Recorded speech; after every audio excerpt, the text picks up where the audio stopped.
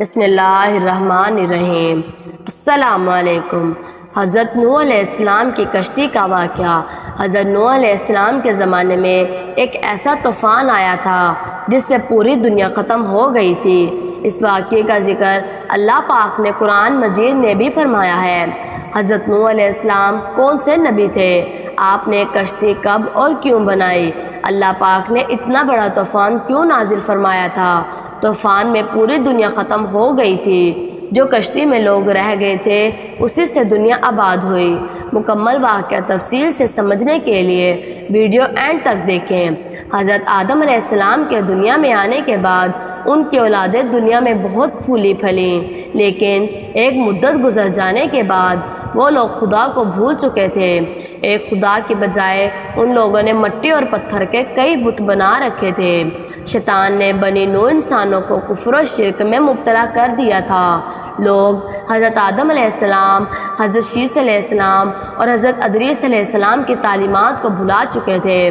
حضرت ادریس علیہ السلام کو بھی وفات پائے سینکڑوں برس بیت چکے تھے۔ اللہ پاک نے ان لوگوں میں حضرت نوح علیہ السلام کو نبی بنا کر بھیجا۔ آپ کے والد کا نام لمک تھا اور وہ حضرت آدم علیہ السلام کے بیٹے حضرت شیس علیہ السلام کی اولاد میں سے تھے۔ حضرت نوح علیہ السلام اللہ کے پہلے رسول ہیں جنہوں نے اپنی قوم کو تبلیغ دی۔ آپ پہ کتابیں نازل ہوئی۔ سب سے پہلے آپ کی قوم پر عذاب نازل ہوا۔ حضرت نوح علیہ السلام کی قوم ملک عراق کے گرد و نواح میں آباد تھی۔ آپ نے اپنی قوم کو اسلام کی دعوت دی اور فرمایا کہ میں تم لوگوں کو کھول کھول کر درس سنائے اور یہ پیغام دینے آیا ہوں کہ اللہ تعالیٰ کے سوا کسی کی عبادت نہ کرو۔ اگر تم اسی طرح کفر و شرک میں مبتلا رہو گے تو مجھے ڈر ہے کہ کہیں اللہ تم پر عذاب نازل نہ کر دے۔ حضرت نوح علیہ السلام کی قوم نے اس تبلیغ کے جواب میں آپ کو جھوٹا قرار دیا اور آپ کی دعوت کا انکار کر دیا۔ اوپر سے آپ کو دھمکی دی کہ اگر تم اپنی باتوں اور دعوت سے باز نہ آئے ہم تمہیں پتھروں سے مار مار کر قتل کر دیں گے۔ اس دور میں لوگوں کی عمریں کافی زیادہ ہوا کرتی تھی، لہٰذا حضرت نوح علیہ السلام نے بھی کافی لمبی عمر پائی تھی۔ اس طرح آپ نے اپنی قوم کو 950 سال تک تبلیغ کی اور بے انتہا کوششیں کی کہ وہ لوگ ایمان لا کر شرک سے توبہ کر لیں، مگر ان پر کوئی اثر نہ ہوا۔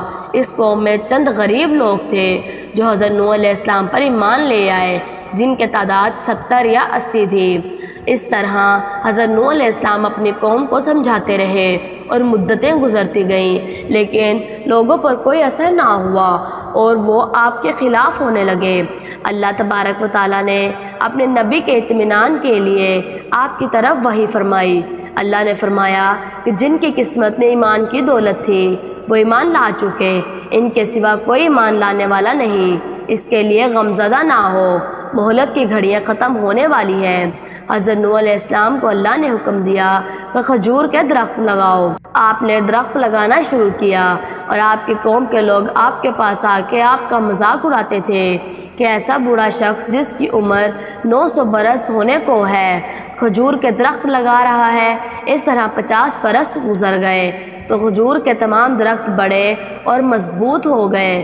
پھر اللہ تبارک و تعالیٰ نے حضرت نوح علیہ السلام کو حکم دیا کہ ان کھجوروں کے درختوں کو کاٹے اور ان کی لکڑیوں کی کشتی بناؤ۔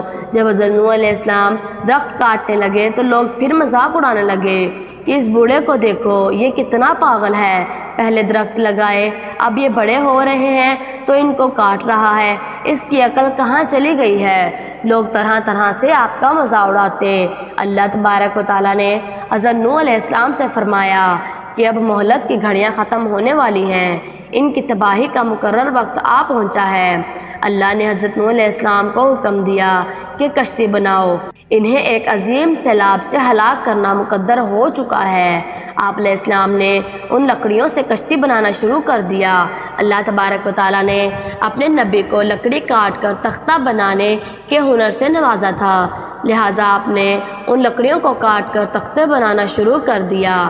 جب نوح علیہ السلام کی قوم اور سرداروں نے آپ کو لکڑیاں کاٹ کر تختے بناتے دیکھا تو پھر آپ کا مذاق اڑانے لگے اور کہنے لگے، کیا تم نبوت چھوڑ کر کشتی بنانے لگ گئے ہو؟